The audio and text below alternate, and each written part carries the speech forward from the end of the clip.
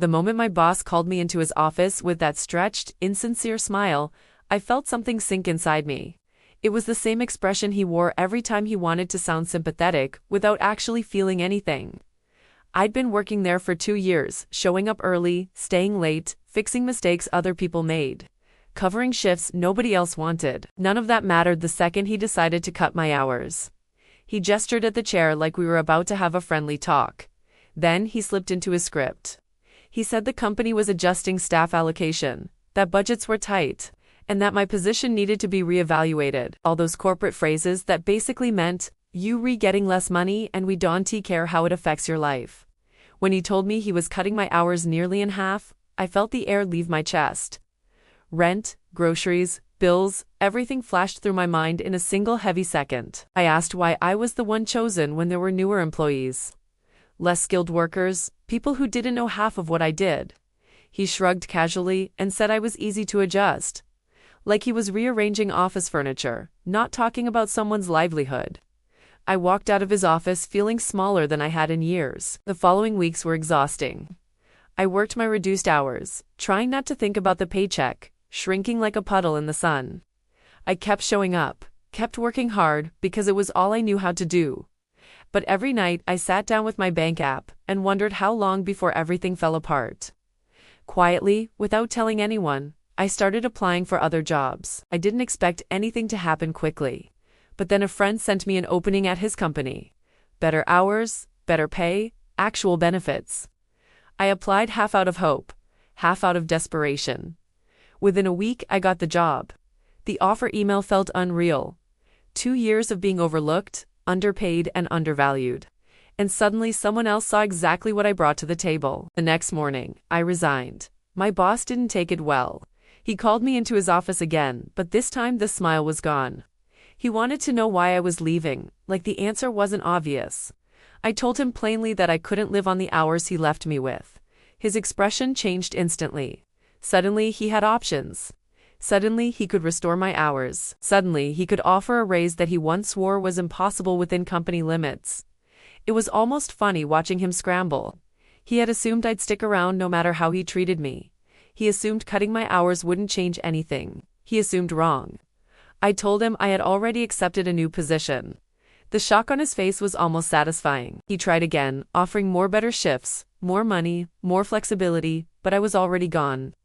Not physically yet, but mentally and emotionally. I had walked out the moment he decided I was expendable.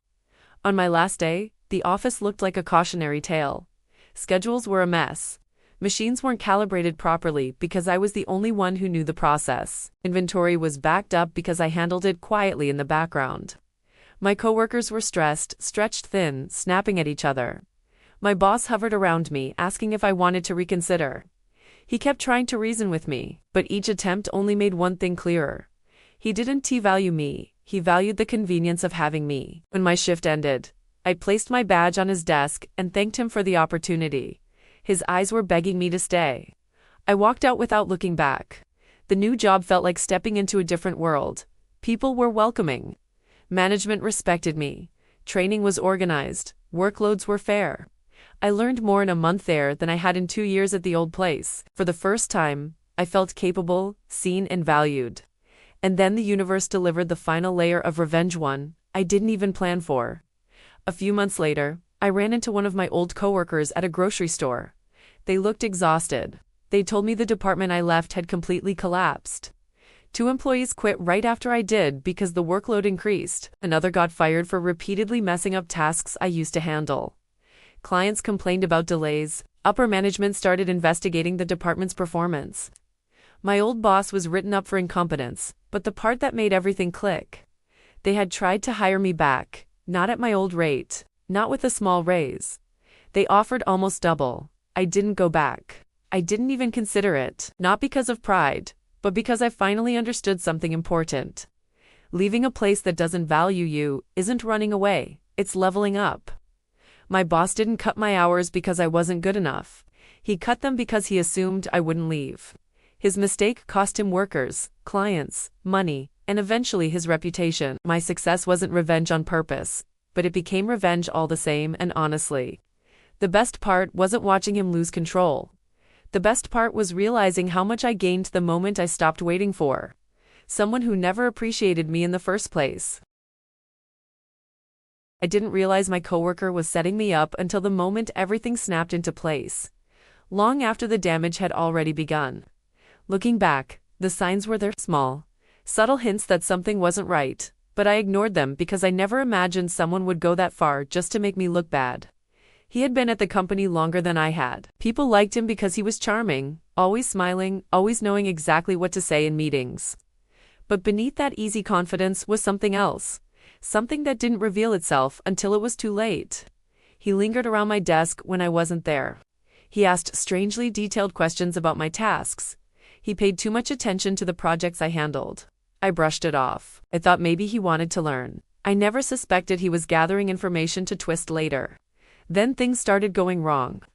Small mistakes appeared in my work numbers, off by tiny margins. Slides missing from presentations. Files saved in the wrong format.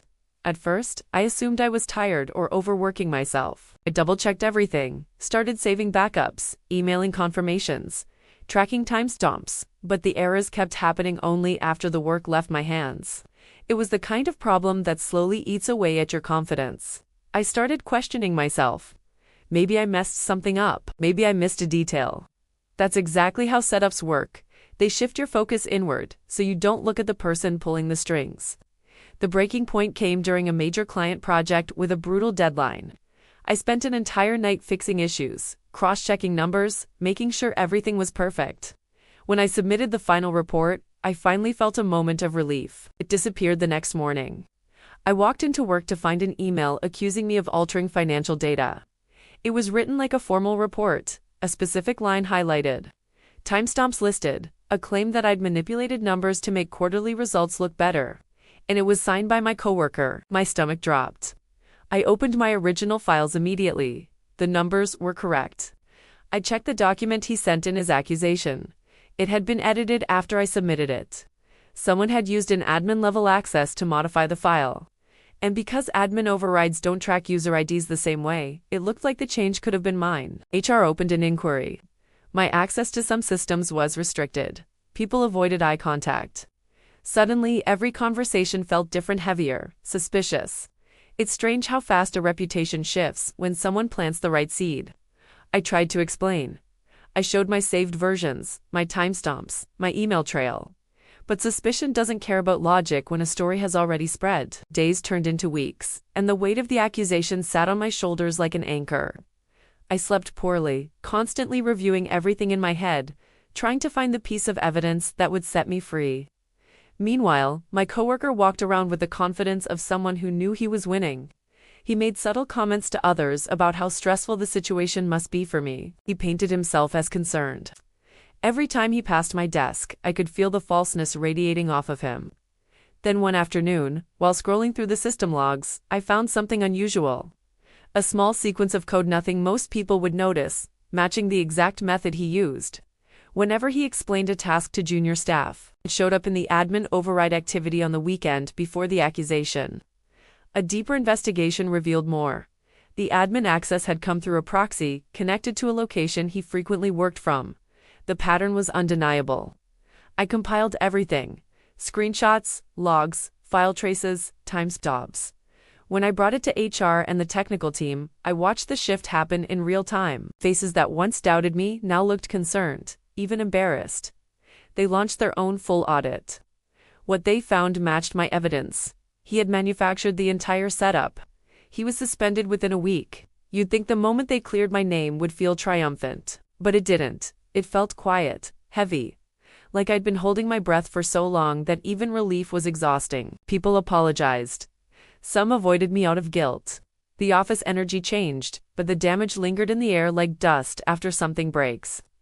The company wanted to move forward, but I couldn't shake the feeling that if he had pulled this off once, someone else could try it again. So instead of pouring my energy into anger, I focused on making sure the system itself changed. I drafted a proposal with new transparency rules for admin access, better logging procedures, dual approvals for sensitive edits, and clearer accountability for digital changes. Surprisingly, management accepted every part of it. Within a month, the system was more secure, more transparent, and far harder to manipulate than before. The same gap he used to frame me was now permanently closed. He eventually left the company.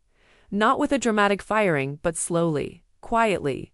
Once he realized the environment no longer protected the games he used to play, no one trusted him, no one defended him. His charm didn't work when the numbers told the truth. Meanwhile, my reputation recovered stronger than before. People respected how calmly I handled everything. They trusted me more, not less. I started receiving opportunities I had lost during the investigation. And the best part was that he was gone. It was that he could never pull the same trick on anyone again. Revenge didn't come from destroying him. It came from building something better in the space he tried to ruin. His scheme didn't break me, it exposed him. And sometimes the most satisfying justice isn't loud or dramatic. Sometimes it's simply watching someone trapped by the very lies they tried to use against you.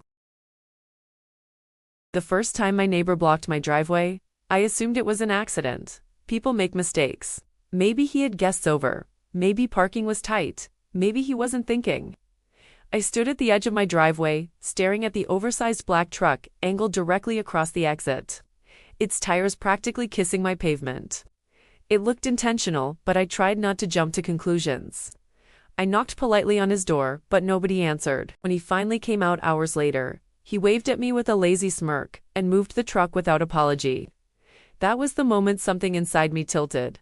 A small shift in balance that I didn't know would soon collapse into a much bigger mess. The second time it happened, I felt annoyance. The kind that creeps in and coils into the back of your head like a ticking metronome. There wasn't an emergency. There wasn't a storm or construction or some reason to believe this was anything other than a choice. I left a note, short, polite, straightforward. Just a reminder that blocking a driveway was illegal and inconvenient. The note was gone the next morning, but the truck stayed exactly where it was, like he'd planted it there to stake a claim. By the third time, something became clear. It wasn't a mistake. It wasn't forgetfulness. It wasn't bad parking. It was a message. And that message was simple. He didn't care. I didn't know much about him, except that he had moved in recently and acted like the street belonged to him. He blasted music late at night. He let his dog roam off-leash and tear up gardens. And apparently, he saw my driveway as optional space. The third time I found myself trapped in my own home, unable to leave for work. My patience snapped. I called him repeatedly. He ignored every call. I knocked on his door until my knuckles stung. He didn't answer. Eventually, when he strolled outside hours later, he glanced at me with bored indifference and said he'd move it when he felt like it. Then he walked back inside. Nobody had spoken to me like that in years. Something stirred deep inside me, a combination of humiliation, anger, and a cold, settling clarity. If he wanted a problem, he was about to get one.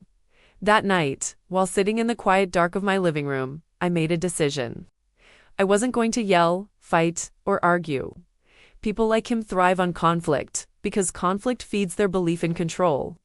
No, I was going to do something else. Something cleaner, something final. But revenge, I learned, is not always born in a single moment. Sometimes it grows in small steps, fueled by each act of disrespect. A week later, he blocked my driveway again. This time, even worse. His truck was angled so far over the line that even if I wanted to squeeze around, I couldn't. I stood there staring at the truck, feeling that same cold clarity return. I didn't call him, I didn't knock, I didn't leave a note. I simply walked back inside and opened my laptop. I began documenting everything. Every blocked morning, every timestamp, every photo, every witness statement from neighbors who had dealt with his behavior. Every violation of city parking rules. I built a file clean, organized, undeniable. A few days later, I visited the local traffic enforcement office, with everything printed and labeled. I expected bureaucracy. I expected delays. Instead, the officer reviewing my file raised his eyebrows slowly, page by page. Then he looked up at me with an expression that told me something important. My neighbor wasn't just annoying, he had a record of parking violations across the city, a long record. Repeat offenders, it turns out, are watched closely. And the city had been looking for any reason to escalate action. My evidence gave them more than enough. They didn't tell me everything, but they assured me the matter would be handled. I left the building with a strange mix of anticipation and calm. I didn't know when something would happen, but I knew something would, and then it happened spectacularly. It was a quiet Saturday morning when I heard the rumbling of a tow truck, loud and mechanical, like a beast clearing its throat. I peeked through the blinds and felt a thrill pulse through me. The city hadn't just sent one tow truck, they had sent two, along with an enforcement officer. My neighbor ran outside in disbelief, shouting, pointing, demanding explanations. The officer remained calm, as he explained that due to repeated violations, the truck was being impounded at his expense. Not just for blocking my driveway, but for dozens of unpaid tickets citywide. As the truck was lifted onto the tow flatbed, my neighbor's voice cracked into something almost desperate. I watched from my window, hidden enough to avoid attention, but close enough to witness the exact moment his arrogance crumbled. But fate wasn't done with him. When the tow truck drove away, the officer handed my neighbor a citation thick enough to look like a brochure. He threw it on the ground and stormed back inside. I thought the story might end there, with a satisfying sting to his pride. But the universe has a way of stacking consequences, one on top of another, until a person's whole attitude collapses under the weight of what they created. The next day, as if karma had a checklist, something else happened. I woke up to the sound of heated voices. Real shouting. Not the performative type my neighbor liked to throw around, but the frantic, stressed kind that comes when a situation is spiraling out of control. I stepped outside. His landlord was there. Not happy, not calm, not patient. It turned out the landlord had received multiple complaints, not just from me, but from half the street. Noise complaints, property damage from the dog, illegally parked vehicles, trash issues. Violations of the rental agreement stacked up like tinder, and the landlord's tone made one thing clear. He was done. My neighbor was being evicted. Seeing him there, pacing in disbelief, hands running through his hair, face red and furious, I understood something important. People like him don't believe consequences apply to them. They build their world on the assumption that everyone else will bend. That's why the fall hits harder. They never see it coming. I didn't gloat. I didn't even smile. I simply nodded at the landlord and went back inside. My revenge wasn't about making him suffer. It was about restoring my peace. And I had finally won that peace back. But the story didn't fully close until 3 weeks later. On a rainy afternoon, as I was taking out the trash, an unfamiliar sedan pulled into the driveway of the house next door. A new neighbor stepped out, a quiet-looking man. Polite, well-dressed, carrying a set of keys. He introduced himself softly. He said he was the new tenant. He apologized in advance for any noise while moving in. He said he liked keeping things orderly. I stood there in the drizzle, realizing the full circle moment, hitting me with surprising force. After months of stress, anger and planning, the biggest victory wasn't that my old neighbor was gone. It was that someone better had taken his place. Someone who didn't see the world as his playground. Someone who didn't use his truck as a weapon. Someone who respected boundaries as easily as he respected people. Peace returned to my driveway like sunlight after a storm. Yet sometimes, late at night, I think back to the moment his truck got lifted into the air by the tow cables. Not because I enjoyed it, but because that was the moment I learned something profound. Revenge isn't always fire and fury. Sometimes it's paperwork, patience, and letting people destroy themselves with their own behavior. Sometimes all you have to do is open the right door and watch them walk straight into the consequences they've spent years avoiding, and I'll admit it. The sight of my driveway clear every single morning after he left still feels like a quiet kind of victory I'll carry with me for the rest of my life. I never cared much about food until I had a roommate who treated my groceries like a community buffet. Before him, meals were just another part of the day, something I barely thought about. But once he moved in, food suddenly became sacred because every time I opened the fridge, something else was missing. It started small, the kind of thing you shrugged off, because confronting it feels petty. A yogurt here, a soda there. I told myself he must have thought it was his. Mistakes happen, but then the pattern grew unmistakable. The expensive snacks I bought as a once-a-month treat disappeared within hours. Even containers I clearly labeled with my name didn't survive his wandering appetite. Each time, I stood there with the fridge door open, feeling the same frustration settle in my chest. It wasn't that I couldn't buy more, it was the principle. My side of the fridge was my space, something I should have been able to trust, the way you trust a locked door. But with him living there, the house felt like a place where nothing stayed where I left it. He moved through the kitchen like a quiet thief. always leaving empty wrappers behind, like evidence he didn't expect anyone to find. When I did try subtle hints like reorganizing my shelves or putting my food in containers, he acted as if nothing had changed. He floated through the apartment with that carefree smile, humming to himself, never acknowledging that my meals were slowly being absorbed into his diet. I'd come home after long days expecting a specific lunch I saved, only to find the container rinsed out and sitting innocently in the drying rack. It was almost impressive how thoroughly he emptied the fridge, all without ever saying a word. Still, I kept letting it slide because I didn't want to turn our shared living space into a battleground. I told myself he'd eventually get it, that he'd realize the groceries weren't magically appearing for him. But people rarely change until they're forced to see what they've been ignoring. The breaking point came one night when I opened the fridge to look for the one thing I needed to get me through the week. A homemade meal I'd spent hours preparing. I'd been having a rough stretch at work, late nights, stressful deadlines, the kind of exhaustion that doesn't go away with sleep. Cooking that meal was my reset button, something comforting to look forward to. I wrapped it with foil so tight it was practically armor and placed it on the top shelf where he never kept his stuff. The next evening, I walked into the kitchen with the quiet relief of someone who had finally made it to the finish line. I opened the fridge and saw an empty space where the container had been. Nothing left but a small dry ring where it sat. I don't remember shutting the fridge door, but I remember standing still for a long moment, letting the disappointment settle in like cold air. It wasn't about the food anymore. It was about the feeling that my time, my effort, and my boundaries had become optional. In the place I paid half the rent for, I wasn't angry, not yet, just tired. Tired of being too polite to someone who saw politeness as an invitation. That night, while sitting on the couch, an idea surfaced. Not the fiery kind born from rage, but something calmer, something almost playful. A way to reset the imbalance without shouting or lecturing. I realized I didn't need a confrontation. I just needed clarity delivered in a language he couldn't ignore. Over the next week, I prepared for that clarity quietly. I bought groceries like normal, stocking the fridge with the usual mix of items he liked to borrow. But I also set aside a special batch of food just for him. I cooked a pasta dish, simple and familiar, but with a twist he wouldn't see coming. Instead of regular paprika, I added ghost pepper powder. Not enough to cause harm, but enough to start a wildfire in his mouth. The moment he took a bite, I mixed it evenly, sealed it carefully in a container identical to the ones I always used, and placed it on my usual shelf. Then I waited. I didn't have to wait long. His habits were predictable.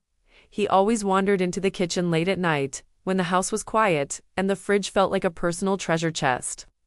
Around midnight, I heard the familiar clink of the fridge door opening, followed by the soft thud of a container being lifted. I didn't move from my bed. I didn't need to see anything. I knew the sequence by heart. A few minutes later, I heard the muffled cough, the frantic rustling, the sound of someone scrambling for water. A moment of chaos in the kitchen, drawers sliding open, cupboard doors banging. Then silence, followed by hurried footsteps to the bathroom. I lay there calmly, staring at the ceiling, not needing to confirm anything. Sometimes justice arrives with the most delicate timing, like a reminder that people learn fastest when consequences are immediate. The next morning, the container was back in the fridge. Half empty, the lid was on crooked, and the fork he used was soaking in the sink. Nothing was said, but something had shifted. He avoided the kitchen for the rest of the day. When he did venture in, he moved around cautiously, inspecting containers like someone defusing a bomb. It was oddly satisfying to watch the transformation. The same hands that once grabbed whatever they wanted, now hovering with uncertainty. For the first time in months, the fridge stayed untouched. My groceries remained exactly where I left them. My leftovers survived past morning. Food became mine again, not a shared resource in a house where generosity had been mistaken for permission. Days went by without an incident. The air felt lighter. The balance restored itself without a single argument. But the moment that truly signaled change happened the following week. I came home from work and walked into the kitchen to find the shelves fully stocked. Not just with random items, he had bought replacements for everything he had taken before. The exact brands, the exact flavors, even the exact number of drinks I used to have lined up. Not a word was spoken about it, and I didn't bring it up. Sometimes silence becomes its own apology. From that point on, the kitchen became neutral territory again. We moved around each other without tension. He stuck to his side, and I stuck to mine. The fridge became a place of order instead of chaos. And for the first time since we started living together, I felt like the apartment belonged to both of us equally. In the months that followed, he became more considerate. Not perfect, but aware. He labeled his food. He cleaned up after himself. He stopped roaming through my groceries like he owned them. Even the late-night fridge raids stopped. He still hummed to himself around the apartment, but it was different, a little lighter, a little more cautious. Living with someone teaches you unexpected things. It teaches you how easily boundaries can blur, how small habits can become daily frustrations, how silence can become resentment. But it also teaches you how clarity doesn't always need to be loud. Sometimes it can be delivered in a quiet lesson, one that lingers longer than any argument could. Looking back, I don't think he meant harm. He just lived like someone who never had to think about the impact of small actions. Some people move through the world without seeing the invisible lines others protect. But once he crossed a line that mattered to me, I learned how to redraw it without making war of it. And honestly, the peace that followed tasted better than anything in the fridge. Some betrayals arrive like storms, loud and unmistakable. Others slip quietly into your life like background noise until one day you realize the damage has already been done. My friend's betrayal felt like both a slow erosion followed by a sudden collapse. We had known each other for years, not just in the casual surface-level way people call each other friends, but in the shared history sense. We grew up on the same street, learned to ride bikes together, got our first jobs the same summer. He was the person I called when I needed help moving, when something broke in my apartment, when life felt too heavy to carry alone. I believed he'd always be in my corner. Trust makes people bold, and I trusted him completely. That trust became the exact reason I didn't see what was happening. It started in small, waist-tiny things I brushed off without thinking. He'd mention conversations I never had, plans I supposedly forgot, things I apparently promised. At first I thought he was joking or misremembering. But then occasional confusion turned into consistent reality distortions. He would retell stories I experienced alongside him, but with details twisted into shapes I didn't recognize. He sounded so certain that I sometimes questioned my own memory. Still, I didn't suspect anything deeper. People exaggerate sometimes. It didn't feel malicious yet. The first real clue came during a group gathering at a friend's house. A few people were discussing a job opportunity that required references. One of them mentioned me complimenting my work ethic. But my friend cut in with a laugh and said I wasn't actually that reliable. He said it casually, almost playfully, but in a way that stuck deeper than any joke should. The room shifted, not visibly, but emotionally an invisible weight pressed down on me. I felt exposed, confused, and oddly embarrassed. Nobody questioned him. They took his comment as truth, because who questions a longtime friend? That moment should have been a red flag, but I rationalized it. Everyone says weird things sometimes. Maybe he was just in a joking mood.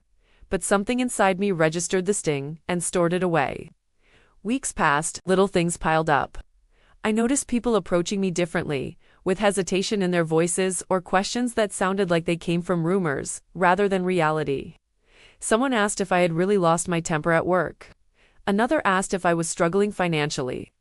Another wondered if I was going through something because I seemed distant. I wasn't going through anything, my friend was just rewriting my story behind my back. For a long time, I let it happen because it didn't fit the image I had of him. Friends don't do that. Friends don't slowly reshape your reputation for reasons they never articulate. Friends don't build themselves up by chipping away at you. So my brain refused to accept that this was intentional, until the night everything fell apart.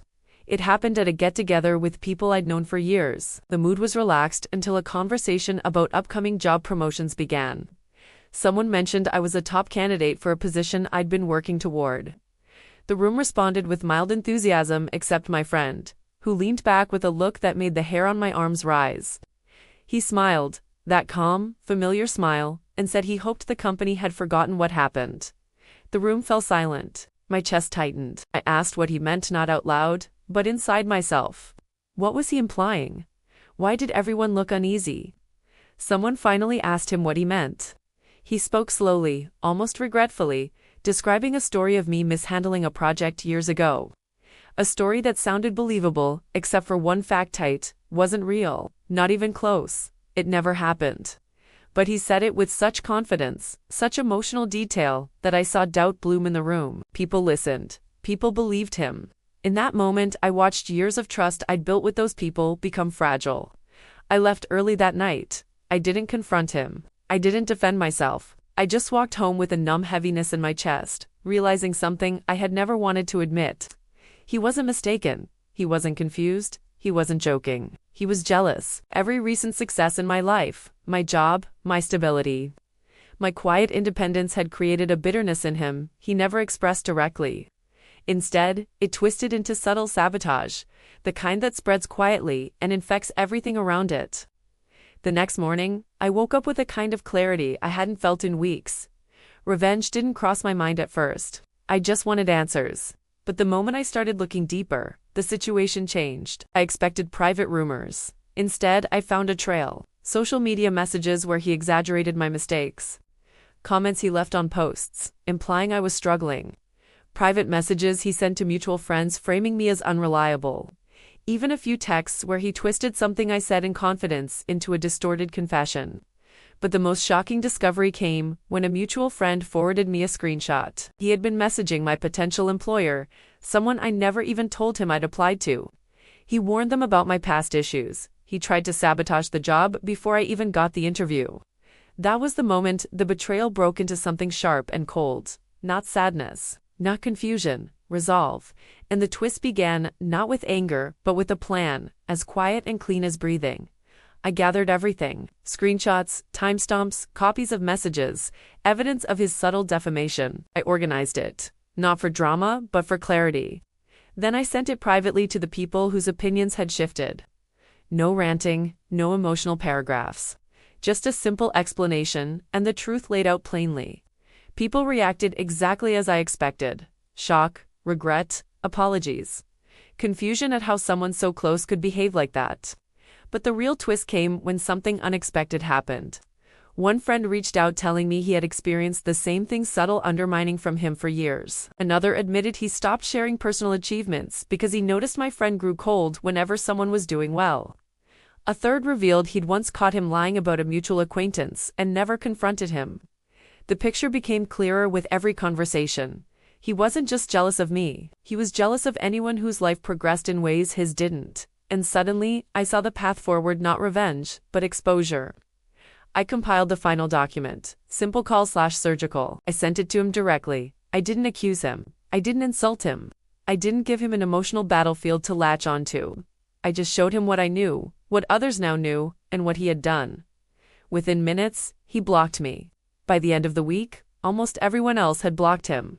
No explosive confrontation, no dramatic showdown. Just silence, exactly the space where people like him cannot survive. He ended up isolating himself in the shadows. He cast on others, while I rebuilt every connection he had tried to sever. My reputation not only recovered, it strengthened, because people now saw how quietly I had endured what I didn't deserve. The true twist wasn't that he betrayed me. The true twist was that he exposed himself the moment I held up a mirror. And walking away from someone who shadows your life is a kind of revenge that lasts longer than anger ever could.